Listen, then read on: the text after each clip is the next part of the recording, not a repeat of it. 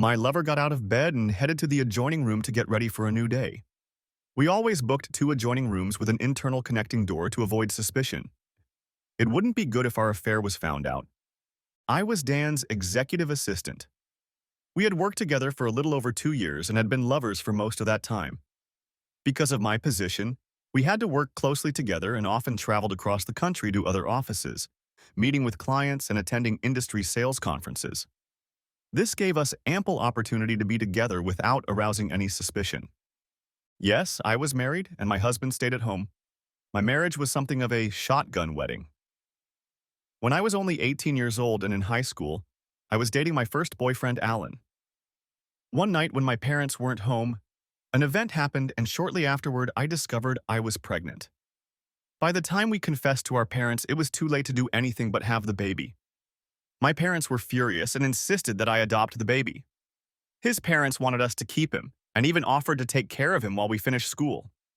Alan stayed with me throughout the pregnancy, even though we received many nasty comments from other students and teachers, such as that I was a slut. Alan often fought with other boys who insulted me and was even suspended for a while. The labor was horrible, but he was there for me the whole time. Finally, 2 days after my 19th birthday, we had our gorgeous baby girl. As we held Lauren in our arms, we realized there was no way we were giving her to anyone else. At first, my parents practically disowned me, so we moved in with Alan's parents and became parents to the baby girl ourselves. True to their word, his parents did a lot of raising Lauren. When we graduated, we both found jobs, got married in a simple ceremony, and moved into our own tiny house. Our plans for the future, going to university, had to be put on hold as another mistake resulted in Lauren having a sister, whom we named Emma. To cut a long story short, through hard work, parental effort, and parental support over the next decade, we both obtained university degrees while working part-time, alternating between studying and working. At the same time, we managed to raise two wonderful daughters. We loved each other very much. Alan loved his two girls very much, and they were very close. My relationship with them was a little more strained. We fought a lot, and at times I felt resentful towards them. I guess I subconsciously blamed them for me not having the life I had planned for myself at that age. After graduation, I took a job as an executive assistant to Dan Johnson, a business development manager for a medical device company. I was 32 years old at the time, and he was 41. Dan and I got along great from the start. We quickly became a formidable professional team. I loved my job, sales were growing, management was happy and gave me a raise. I finally felt like I had a real normal life. My job involved a lot of traveling with overnight stays, sometimes alone, but more often with my boss, Dan. It was a lot of fun traveling to new places around the country, meeting with clients, negotiating deals, and interacting with high-level executives. I was having a fantastic experience and I loved it. I was away from home about 3 weeks out of every 4. The travel schedule could be anything from 1 or 2 nights to an entire week, and sometimes on weekends. While the work and traveling were wonderful, it meant that I was often away from my husband and girls. Alan had to take on most of the child-rearing responsibilities. Dan and I spent a lot of time together and got to know each other very well. Despite the age difference, he was married around the same time as me and had 3 younger children. So that Alan wouldn't be too concerned about me traveling with my boss, I lied to him that I traveled alone or with another woman most of the time. I also told him that although professionally my boss and I worked well together, on a personal level he was a bit of an asshole and I didn't like him. In fact, my boss was a wonderful person and I was fascinated by him and also very attached to him. I loved spending time in his company. When we traveled together, we had a habit of finding little cozy restaurants where we would have dinner, sip wine, and chat for hours. One evening, about 6 months after I joined the firm, Dan and I received a particularly large sales order that day. To celebrate, we ordered a special dinner and a bottle of expensive French champagne. As we sat facing each other, feeling both elated and a little fuzzy from the champagne and delicious dinner, he reached out and placed his hand on top of mine. Looking deeply into my eyes, he said, "You know, Amy, that I'm very much in love with you." My heart was racing and I couldn't get a word out. After what seemed like an eternity, but was actually about 15 seconds, he stood up and held out his hand to me. I hesitated for a moment, then took his hand and stood up. He silently led me to his room. Once in the room, we got down to business. Our flight home wasn't until late morning, so we ordered breakfast. On the way home, I felt guilty for being an unfaithful wife. Justifying myself, I thought that I hadn't had the opportunity to spread my wings with other men when I was young, and I deserved at least one experience. In any case, my husband was right to neglect me, because our sex life had never recovered from the difficult first years of marriage. I realized that I had been so preoccupied with Dan the night before that I hadn't called Emma to wish her a happy birthday. She had just turned 11 and was growing up rapidly. I looked at Dan sitting next to me on the plane, and he smiled back and squeezed my hand. I realized that despite the guilt and the fact that it was wrong, I had gotten involved. When I got home, the guilt came over me again. Alan was very happy to see me after a week's absence, but I shied away from his hugs and kisses. Likewise, later, when he wanted to make love, I pulled him away, citing fatigue. Not only was I tired, but I was also very sore from the workout Dan had given me. It was the first time I'd ever turned Alan down. Back to the present. Our affair, which started 18 months ago, continued non-stop. Over time, I shrugged off the guilt and hid my secret from Alan, blocking out some of my emotions when I was at home. At the time, I didn't realize how much I was emotionally disconnecting from Alan and my girls. My thoughts were always about Dan and when we could be together again. Lying to cover it up had become second nature, and I didn't feel so guilty anymore. I had fallen hopelessly in love with Dan, and every now and then I thought about leaving Alan and being with him. Our company was expanding, and we started traveling more often for work. Sometimes, when there were no work trips scheduled for the week, we would arrange a fictitious business trip with an overnight stay and go spend the night in a hotel in a neighboring town. We also sometimes went on short vacations together to celebrate anniversaries and birthdays, using the excuse of attending a conference in a remote location. The conference was always conveniently located at a beautiful beach resort far from home. We chose locations where the conference actually took place so that we had an alibi. We were exceptionally neat at work and developed a constant game face that behaved very professionally when other people were around. We never sneaked off anywhere to meet together, had lunch at different times, came and went from work at different times, etc. We started secret email accounts outside of the work IT system and only communicated through them. We never met in our town. If we had to socialize at office events, it was only in large groups. We never sat together or chatted one-on-one. I usually called home at the end of the day at a time that was convenient for me so I wouldn't be interrupted or caught off guard. I never told Alan where I was staying, and he never asked. At home, I would argue with my husband about my hard-headed boss and the fact that I had to travel so often and work so hard. He often asked why I couldn't find another job with a nice boss and less travel. I would simply tell him that I was learning too much and being paid too much to leave. At the rare work events where partners were to be present, we were very careful about facial expressions and emotions. I would introduce my husband to my boss, and he would introduce his wife to us. We always chatted politely and then moved on to talk to other coworkers. After that, we never looked at each other. In general, we covered our tracks carefully. No one ever suspected anything. My husband Alan was happy that I was doing well at work, but at the same time he was annoyed that I was away from home so much, and most of the child rearing fell on his shoulders and his own job as an IT consultant. Of course, I still loved my husband, even though I noticed that we were drifting apart. He always seemed to be busy with the girls and work. I realized with guilt that our affection had weakened. I made a mental note that I would try to make it up to him. Alan's story. We had a rough start in life. We had our first child at 16, married at 18, and had another shortly thereafter. Through hard work and teamwork, we managed to graduate from university, me with a degree in information technology and Amy with a degree in commerce, while raising two girls. We ignored the difficulties because we loved each other so much. When Amy got her first professional job after graduation about 2 years ago, she was over the moon, and I was very proud of her. At last, we were both working professionally, earning a good salary, and could start enjoying a normal life together. At first, I supported her career in every way I could, but I grew increasingly resentful of the long hours she spent at work and the amount of traveling she did. She left home around 7 in the morning and usually didn't get home until 6 or 7 in the evening.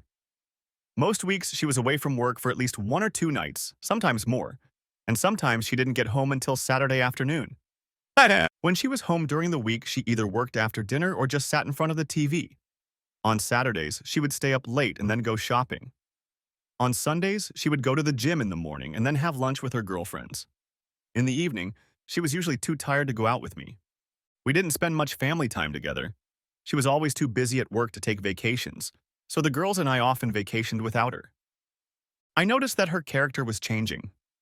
The loving wife and mother was gone, replaced by a selfish, often irritated and aloof occupant of the house and my bed.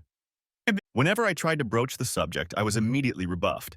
She would say it was just my imagination, or I was tired at work, or I was working hard for us, or we were doing well, etc. I was worried about how it might end. At the end of my first year on the job, I had to accompany her to a Christmas party at the CEO's mansion. It was there that I first met her boss, Dan, as well as his wife. We chatted politely but briefly about nothing. Then he withdrew, and they went to socialize.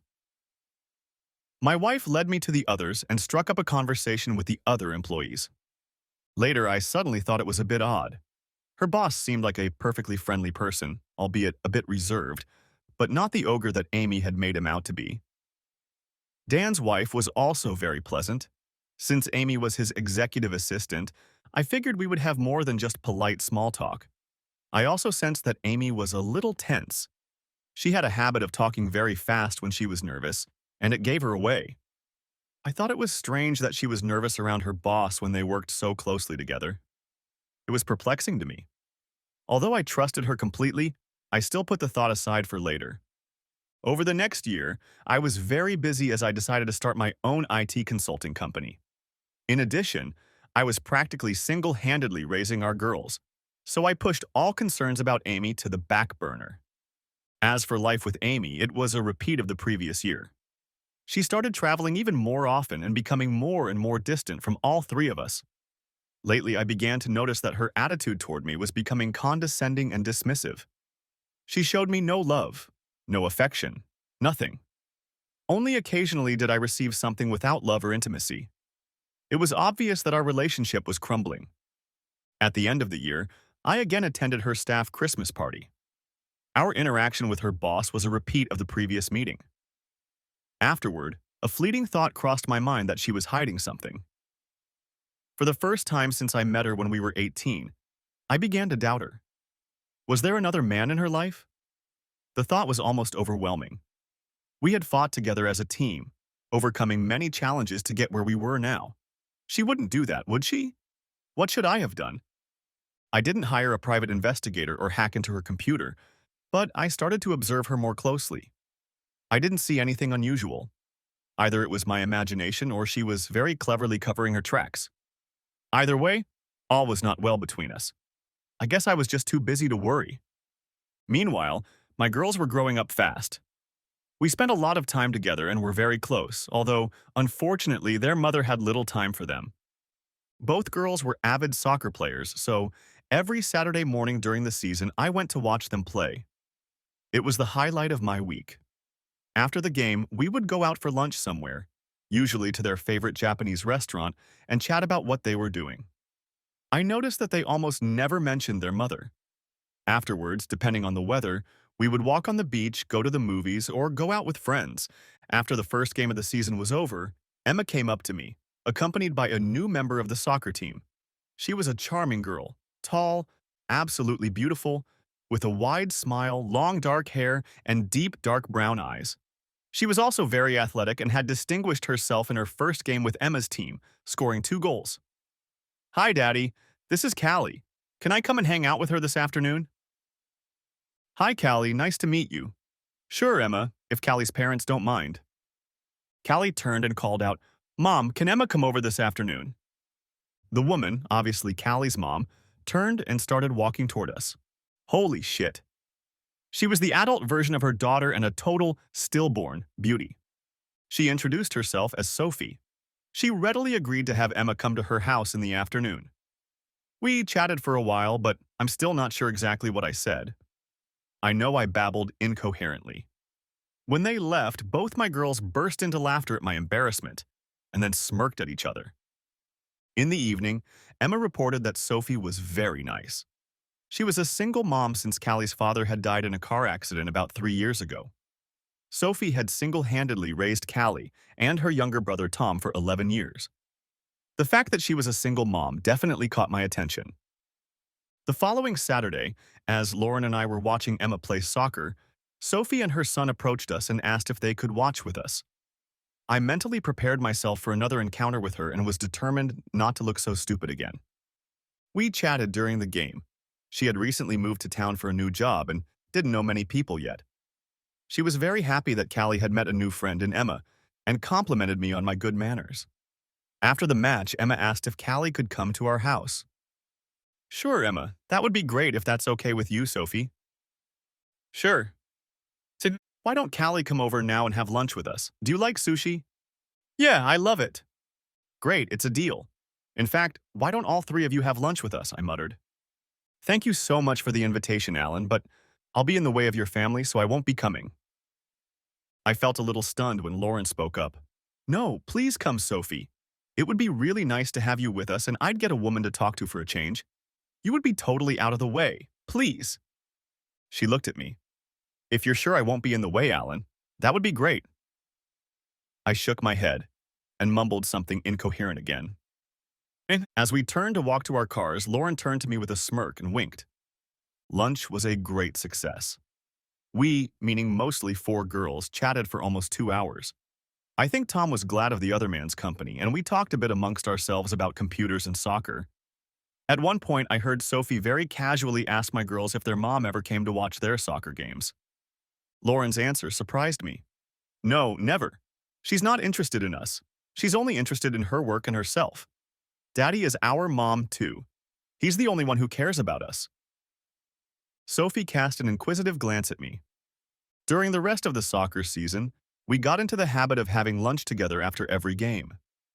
Emma and Callie became close friends and alternated between our houses after the game and sometimes after school. Sometimes Tom would come over with his sister too, but more often than not, he wanted to spend time with me. We often fiddled with computers, raced the ball, or rode our bikes. I also noticed that Lauren often stopped by Sophie's house, and the two of them would sometimes go shopping and then stop for coffee and a chat. And I noticed that my girls never mentioned Sophie to their mother, and neither did I. Sophie and I were becoming firm friends too.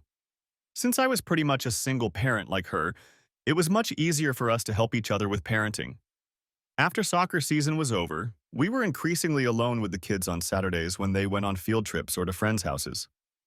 When my wife wasn't usually around, I was pretty much free, so increasingly, Sophie and I spent that time in each other's company, walking, eating lunch, or watching movies. I looked forward to our meetings more and realized that I had fallen in love with her. Despite this, we never crossed the line of friendship. One day over a cup of coffee with Sophie, I told her I appreciated her spending time with Lauren. You know, she's never quiet about you when she gets home. Sophie this, Sophie that, I laughed. Well, and Tom is never quiet about you when he comes to see you. Alan this, Alan that, she laughed back. Seriously, he needs a male figure in his life, so I appreciate you spending time with him. Then she suddenly said, Forgive me for being blunt, Alan, but it seems pretty obvious that all is not well between you and your wife. We never discussed Amy, carefully avoiding the subject. I sat in silence for about 30 seconds. It was an issue I had long ago pushed to the back of my mind and avoided discussing. The truth is, Sophie, if it weren't for the girls, I'd be long gone. Things have been really bad for a few years now. I've tried to talk to her many times, but I've hit a brick wall. Our marriage has been hard from the beginning. I think Lauren told you about how Amy and I got married. Yeah, and she blames herself a little for putting you in that situation. I know it's crazy, and I tell her it's not her fault in the slightest. That opened the floodgates for me. I spent the next hour pouring out all my sorrows to Sophie. At the end, she came over and gave me a big hug. It was my first real female hug in forever. Now, I'll be there for you when you need me, Alan. You know that. I only hugged her tighter and didn't let her go. Soon another year was over, and the annual Christmas party for Amy's coworkers was upon us again. My reacquaintance with her boss was very similar to the previous 2 years. This time, I was on high alert. Although Amy and her boss seemed much more at ease than before, something was off. I had a definite suspicion about these two. Near the end of the evening, Amy excused herself to go to the bathroom. After a minute, I looked over and realized that her boss was also nonchalantly heading upstairs. I decided to follow her and went upstairs looking for her. She wasn't in the bathroom, so I looked all around the huge house and was about to walk past the ajar bedroom door when I heard my wife's voice inside. "Merry Christmas, dear." A male voice replied, "Merry Christmas, my love." I peeked through the crack of the door and saw Amy and her boss kissing long and passionately with their arms wrapped around each other. I quickly backed away in shock. I went downstairs pondering what to do. I was beyond angry, feeling just dead. I don't have a temper, so instead of an immediate confrontation, I calmed myself down and decided to investigate and make a plan of action first. Amy returned shortly afterward, a little out of breath, and spent the rest of the evening pretending to be my loving wife. I, for my part, pretended that nothing had happened. On New Year's Eve, while Amy was asleep, I hacked into her phone and laptop. Amy should have known better. Keeping evidence on a personal computer, even if it's very well hidden, isn't very wise if your husband's profession is computer hacking. My worst fears were realized. There was a trail of evidence trailing behind her in her work, personal, and secret email accounts. Amy was in a long-term affair with her boss that began over 2 years ago. I also discovered photos and videos that showed the depth of her betrayal. From their email correspondence, I realized that Amy and Dan had even discussed separating from their partners to be together. She seemed interested, but her lover was more cautious. I really turned out to be a dumb and clueless husband. I installed a covert surveillance program in her phone and laptop. I could remotely monitor her every electronic and physical movement if I wanted to. My marriage was clearly over. Now I needed to retain custody of my daughters and protect my business and finances. In the new year, I consulted with a divorce attorney. She told me that divorces are no fault, so you cannot sue for adultery. However, in a child custody case, once the children turn 14, they have the right to decide which parent they want to live with after the marriage breaks up. She also came up with a strategy to protect my company from financial payouts in a divorce. Emma will turn 14 in 6 months. Until then, I could tolerate living with Amy, and that gave me time to prepare. In order for this to work, I had to keep everything a secret from Amy. I told Sophie what I had found out, and she cried. It was unexpected. I thought I should be the one most upset and in need of a hug. I pulled her against me, and she tearfully began to tell me that her husband had been killed while driving with his secretary. When she sorted through his things after his death, she discovered that they had been having an affair. This made his loss all the more difficult. When she recovered, we talked some more, and I told her about my plans to leave Amy. She only grinned. To put my plans into action, I first convinced my wife that since we were both making good money now, we should sell our little house and rent a bigger place while we looked for our dream home. We would use the money from the sale for a down payment on a new house. She readily agreed. Our house sold very quickly, and we rented another place nearby. I only rented an apartment for 6 months. I was really tired of sharing a bed with Amy when she was home. When we moved into the rented place, I got a bad cold. I used that as an excuse to move into the spare room so I wouldn't have to give it to her. I never moved back in after that, and she never commented on it. Maybe she didn't notice, or maybe she just liked it. Then, I talked my father, whom I also trusted, into starting a new IT company that he owned himself. I was his only employee. I then closed my own company and started running my business through his company. Everything was going according to plan until I ran into a very nervous and scared Lauren. Lauren was dating her first boyfriend, and I immediately thought she was pregnant, just like what happened to her mom. Dad, this is hard for me to tell you, but Mom is having an affair with her boss. I was shocked that she knew and was speechless for a moment. Really, what makes you think that? Right after we moved, Emma and I went back to our old house to pick up some things she'd forgotten. Mom and her boss were there. Well, that's a little weird, but it doesn't prove anything. I said, I know about their affair, Lauren. I've known for a long time. Then why don't you do something about that cheating girl? Did Emma see her too? Yes. I called out to Emma, who was hiding within earshot around the corner, and she modestly entered the room. I hugged them both tightly. I knew how awful it was for them to see this, especially young Emma. Can you both keep a very big secret? They nodded. I plan on leaving you soon, Mom. I'm just waiting for Emma to turn 14 so you both can legally choose who to live with. With you, they both exclaimed in unison. It won't be easy to keep this secret, but until then, we mustn't do anything to alert your mother. They smiled conspiratorially. Afterward, I asked Sophie to have a chat with Lauren. She had her first boyfriend, and I didn't want her to follow in her mother's footsteps. Fortunately, Amy didn't show up that often, so we could tolerate her rare presence and keep our secret. We enjoyed it even more when she wasn't home, knowing the end was near. We spent more and more time with Sophie and her two children, often having lunch at each other's houses or going out together. One Friday afternoon, when my wife was supposedly at a conference all weekend but was actually with her boss at a hotel, Lauren said, "Daddy, I'm going to babysit Sophie today." "Oh, really? What's she doing?" "Going to dinner with a guy at Brazier Paris, that classy French restaurant in town." I immediately felt real jealousy and tried unsuccessfully not to show it. My daughter looked at me with a pitying expression on her face. "She's going on a date with you, you idiot. It's high time you two went on a proper date." "I've already made reservations, so call her now and ask her out properly," holding out her phone to me. "What if she doesn't want to go on a date with me? We're just friends after all. I don't want her to feel awkward."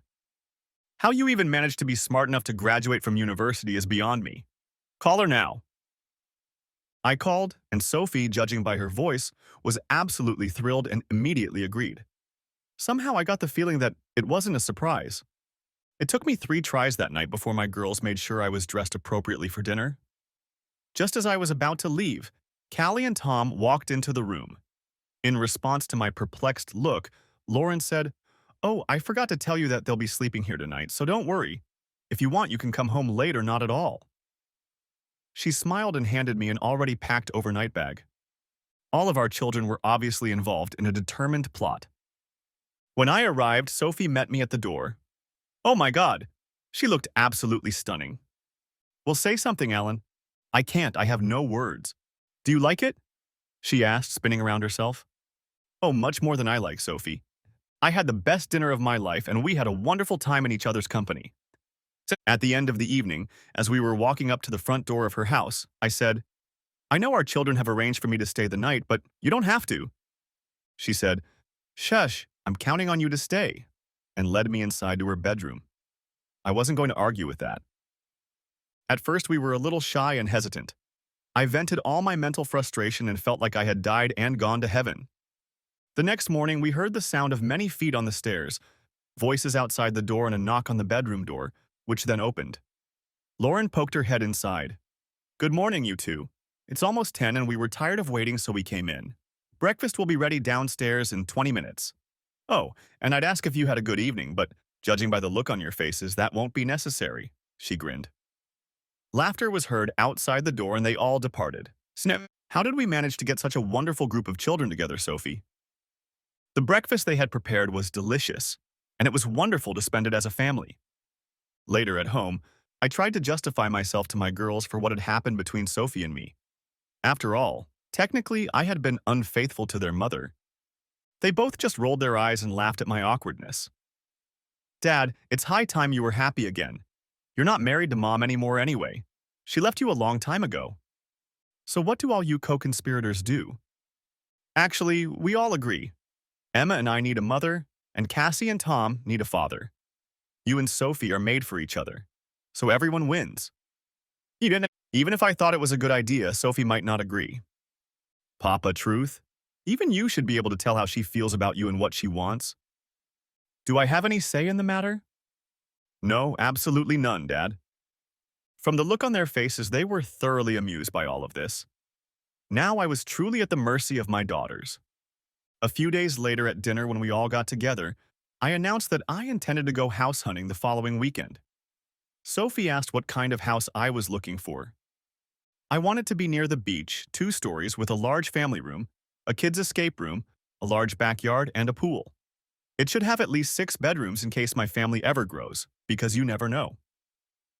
Looking directly at her, I said, "I also want to make sure it will appeal to the woman I might fall head over heels in love with." Sophie stared back for a full minute, then walked over to where I was sitting and kissed me passionately in front of the children. When we took a breath, they watched us in silence and then exploded with joy, dancing around us.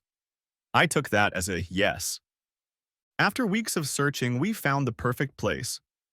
We decided to buy it jointly. She used her husband's life insurance money, and I used the proceeds from the sale of my house as collateral. Everything was ready for a confrontation with Amy. As Emma's 14th birthday approached, and thus D-Day, Amy announced that she was leaving for 7 days to attend a sales conference on the West Coast. Later, I checked her email and discovered that she was actually going on vacation with her boss to celebrate their third wedding anniversary on the island of Bali in Indonesia. To avoid arousing suspicion at work, they independently told everyone that they were going on vacation with their family because they were working so much that they were neglecting them. She would leave work a day earlier than her boss and fly to Bali alone. He would fly in a day later. She would come back to work a day earlier than her boss to make the script look believable. They were getting lazy. Their tricks weren't up to their usual standards because the whole thing could easily unravel if someone checked. Amy flew off to her conference, and we immediately started packing and moving things to our new home, where Sophie and the kids had moved a month earlier. The Balinese god of retribution, if there is such a thing, was really smiling down on me. The same night Amy arrived, Agung volcano, an active volcano in Bali, began erupting in full force, spewing clouds of volcanic dust into the air. All air travel in and out of Bali was immediately suspended. Her lover stayed home and Amy was stuck in Bali alone to celebrate her wedding anniversary. It can't be rehashed. I laughed so hard I almost peed my pants. The volcano continued to erupt and all flights were still canceled, separating the lovers. Behind the scenes, I checked her emails and messages every day to amuse myself. The lovers were not happy at camp, and Amy was very resentful of Dan, as if it was his fault. Every now and then, Amy would call home and tell me how busy she was at the conference and blah blah blah. Typically, I would ask her how things were going at the hotel and ask questions about the city she was supposedly in. When I later remotely accessed her laptop, it turned out that during the phone call she had been feverishly searching the internet for information to come up with plausible answers. Meanwhile, all 6 of us were settling into our new home. I had my attorney file a separation document with the family court. I also got temporary custody of my girls from the court after I filed their signed statements that they wanted to live with me. As the day of Amy's return approached, all flights were canceled, and I wondered how Amy would handle the situation. And she called me one evening and told me that she had made a lot of connections with potential prospective sellers at the conference and her boss had asked her to contact them immediately before she went home. I realized she was very nervous. It's also a good thing she didn't video call or I wouldn't have been able to contain myself. I just assured Amy that everything was fine, and I understood. Another week went by and she was still stuck in Bali. I saw frantic emails and texts between the two lovers. Her boss informed everyone at work that she had to extend her vacation due to a family emergency. Her boss also called me and deeply apologized for causing Amy to be away from home for so long. But it was a big opportunity, vital to the company, blah blah blah. I waited for his call and was ready to answer like a dutiful husband to an important working wife. I assured him I was fine and understood. I then innocently asked him where Amy was going. He began to quickly recall places. I read Amy his letter letting her know where she needed to be. My strategy, of course, was to make her squirm and plant the seeds of doubt in her mind that she had been discovered. I assured my wife when she called that I understood, but kept asking her about interesting places in the cities where she was staying. I knew she had researched everything beforehand, so I always asked her a few unexpected trick questions and enjoyed her attempts to give herself away. I was just playing dumb. During one call, I said, "Hey Amy, did you read about those poor people who are stranded in Bali and can't get home because of the volcano?" There was a moment of silence, then I replied, "Oh yeah, but I didn't pay much attention to it on the news. One of my coworkers was stuck there for 2 weeks. Do you remember Paul Howard and his wife? We met them about 6 months ago." "Oh, yes. We're working on a project together, and he has to do his part of the work remotely via the internet from his hotel in Nusa Dua. At least the Grand Hyatt isn't such a bad place to be stuck." Amy's squeak was heard on the line. Sure enough, it was the same hotel she was staying at. Paul hadn't even been to Bali, but she didn't know that. Immediately after the call, she'd moved to a cheap hotel on the other side of the island. She was probably praying she could get away with it. Of course, my 5 girls and son thought the whole farce was hilarious. Yes, Sophie's kids were mine now. Finally, after almost 3 weeks, the volcanic eruption stopped and flights from Bali resumed. Amy called me to let me know that her work was done and she would be back on Friday afternoon. I was waiting for her from the airport at our rented and now vacant house. I had planned this meeting very carefully. When she walked in, I was sitting at the kitchen table with 2 glasses and a bottle of wine. She looked tired and very nervous. Oddly enough, for someone who had only been working for 3 weeks, she had a deep tan. I didn't bother with the usual kiss on the cheek. Wow, you got a great tan on your business trip. Did you even have time to do anything? She mumbled something, blushing. Sit down and have a glass of wine with me. I poured wine into my glass and took a sip. Alan, I'm tired. I just want to go upstairs, take a shower, and rest before dinner. I'm sorry, but we have something to discuss and it can't wait, so please sit down. The girls are staying the night at a friend's house, so we won't be disturbed. The look on Amy's face expressed genuine fear. She thought her game was finally over and I was about to lower the boom. But she didn't know how to do it. She reluctantly sat down and I poured her a glass. I'd rehearsed this speech many times and honed the apologetic face. You know, Amy, that things haven't been smooth between us for a long time. Do you know why? She looked startled and only mumbled a no. I'm sorry to have to tell you this, Amy, but I can't sugarcoat the situation. The truth is that I've met another woman. I love her and I want to be with her. That's why I decided to leave you to be with her. In an instant, a sudden shock swept over her, and the frightened expression on her face was replaced by wordless rage. I continued, still apologizing. I didn't mean for this to happen. It's just that you were away so often and I got lonely. How dare you do this to me, Alan? After all I've done for you. Who is she? I assume you're entertaining her, blah, blah, blah. I just sat there with a mournful face as she poured a dregs of water on me for about 5 minutes. I can see that you're very angry, and that's understandable. It's pointless to continue this conversation now. I'll come back tomorrow around 4 o'clock in the afternoon to talk some more. We have much to discuss. I left that tirade and walked back to my new home. A string of angry text messages and voicemails followed me. I didn't bother to respond. Back home, everyone wondered how it went. My response? Even better than expected. For dinner, we had pizza and watched a movie together. The girls turned off their phones to avoid communicating with their mother, even though I made it clear to them that they could not cut off contact with her. Why didn't I attack her for cheating? Because it would have hurt her so much more that way. That night, Sophie and I made tender love. All my anxiety and tension just melted away. Amy who? The next day after lunch, I showed up at my old place armed with a folder of papers.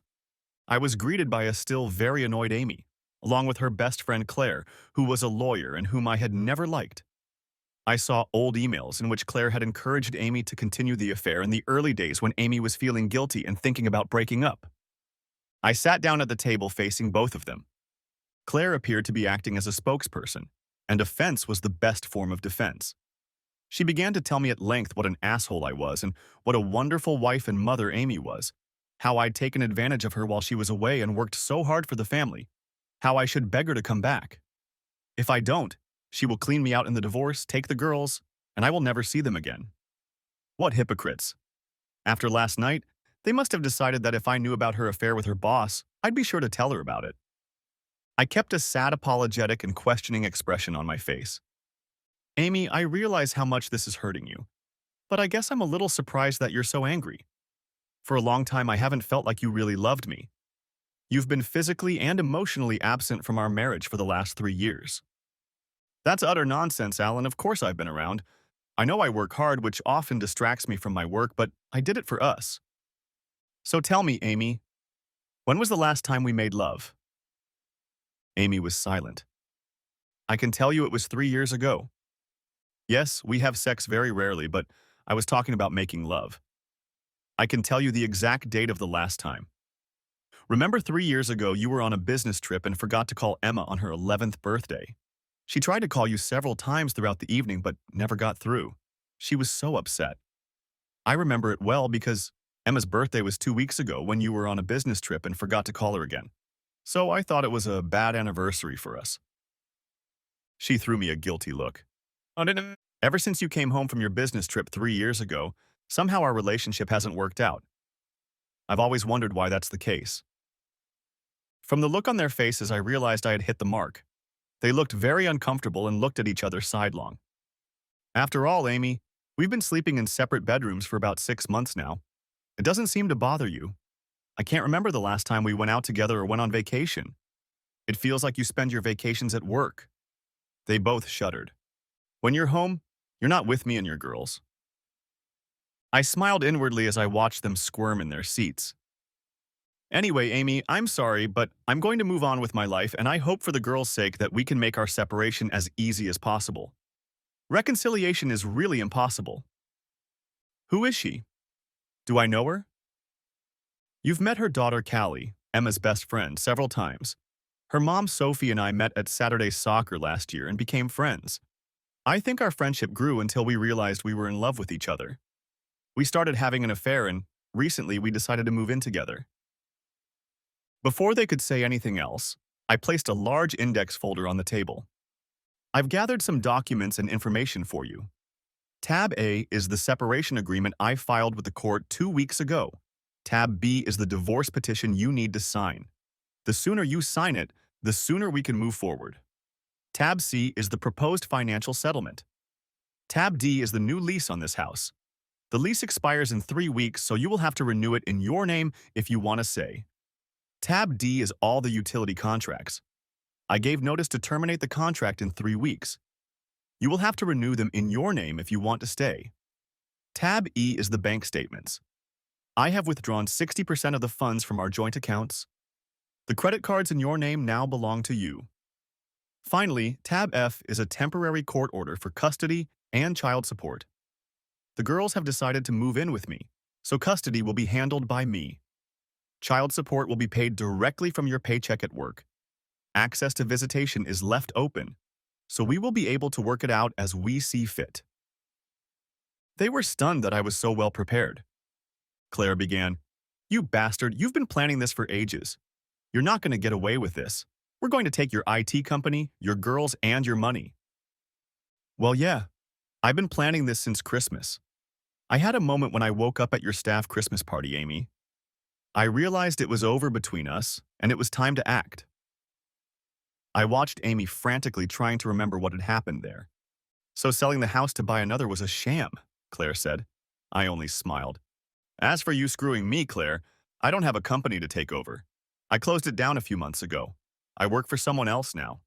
I bought a new house for Sophie to live in after I filed for separation, so it is not an asset to our marriage. Since I have legal custody of the girls, I can use 60% of the money from the sale of the house to buy a new home. So I'm not sure there's really anything you can do, Claire. By the way, if you research state laws, you'll find that once the children turn 14, they can choose who they want to live with. They chose me." "You really are nothing, Alan. I bet you poisoned the girls' minds against Amy." "I wouldn't do that. I'm not such a scoundrel. Anyway, even if I had decided I should poison them, it wouldn't have been necessary. Amy did it herself, having neglected them for the last 3 years. You have a lot of work to do with them, Amy, to get them back. It's important for their well-being that they have a good relationship with their mother. She hasn't neglected them. She's a good mother." "That's not what they think, Claire. She's been virtually absent from their lives for years. Amy, ask yourself, who feeds them? Who takes them to sports? Who makes their school lunches? Who helps them with their homework? Who buys them clothes? Who always remembers their birthdays and buys them presents? Who goes to the movies with them? Who they go to with problems? Who help them get through first period? Who gives them love and affection?" I could go on and on. "Well?" Amy fell silent.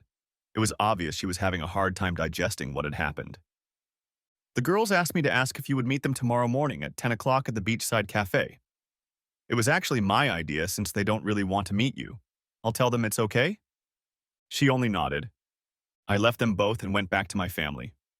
The next day, the girls told me that Amy continued to berate me and demanded that they live with her. Eventually, the girls excused themselves to go to the bathroom and just quietly left. I couldn't understand why she wanted to make up. She had been indifferent to me for years. Maybe I was just a convenient babysitter and housekeeper for her. Amy, the aftermath. When Alan told me he was leaving me for another woman, I was in complete shock. How could he? I thought he loved me. Despite several attempts to talk to him about reconciliation, he wanted nothing to do with me, and we only communicated when we picked up and dropped off my daughters for visits. My girls were openly feuding with me, and the time spent with them was unpleasant. When I left them at home after a visit, they would happily run to their new stepmother and hug her to purposely piss me off. Eventually, I forbade them to come to my house unless they wanted to do so themselves.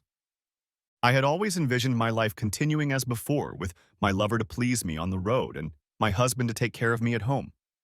The shock and emotional devastation of Alan actually leaving me was immense. Several months passed, and the more I thought about it, the more I realized that while it was a huge surprise, it wasn't meant to be. Alan was right. I had been an absent wife in many ways. For the last 3 years, I had centered all my love, all my emotional intimacy on Dan. There was almost nothing left for him. I realized that the only real surprise was that he stayed with me for so long. I couldn't afford my house payment and child support, so I had to move into a tiny old apartment. I spent nights at home alone, watching TV and eating crappy takeout food. Dan's attitude also changed when Alan left me.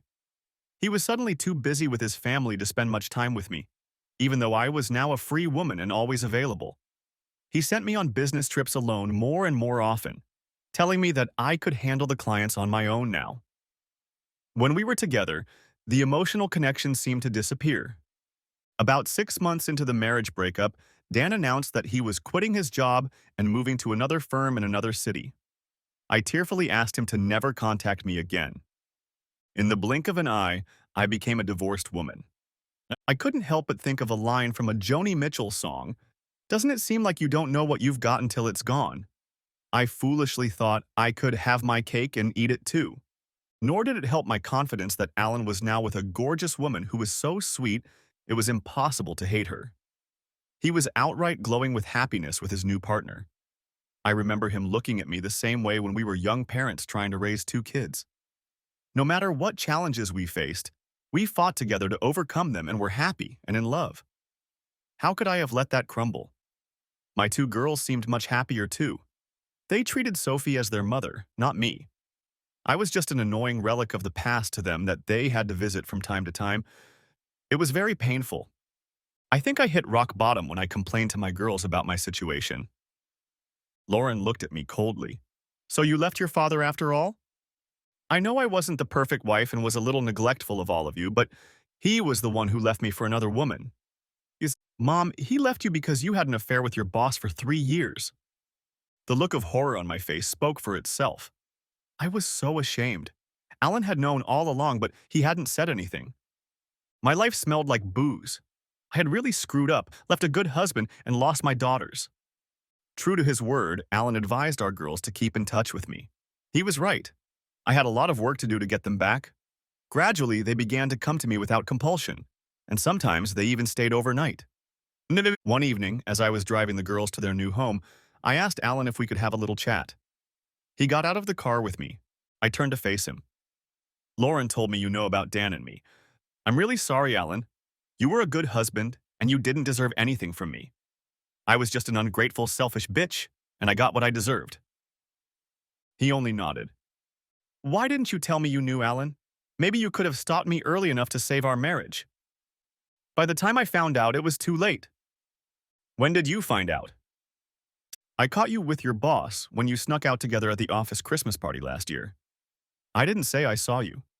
After that, I did a little digging and found out what you two were up to. I blushed thickly.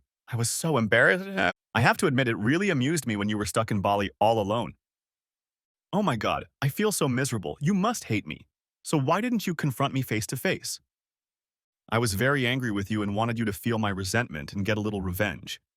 I did a little investigation and found out that you're not the first secretary your boss has slept with. He actually has quite a history of grabbing and dumping. I decided that the best way to punish you was to just keep quiet and let things unfold. Knowing his past, I figured that if your affair remained a secret, he would probably keep you in suspense for a while, and then eventually get tired of you and dump you for someone new. I was afraid that if I made a big scene, His wife would find out and divorce him. Then he would be free to be with you, and you would probably go unpunished. I also figured you'd feel a lot worse if you thought I just left you for another woman. I must say that your strategy worked perfectly. You definitely got your revenge, Alan. My life turned to shit. Looking back, I think I'm sorry you got hurt so badly. Well, a little sorry to be honest. You don't need to apologize. It was my fault. I would have left you if you had done what I did. In hindsight, I was just seduced by the excitement and became addicted to it. I tried to stop in the early days, but by then it was too late. I became so obsessed with it and consumed by my desires that I just forgot about you and my girls for a while.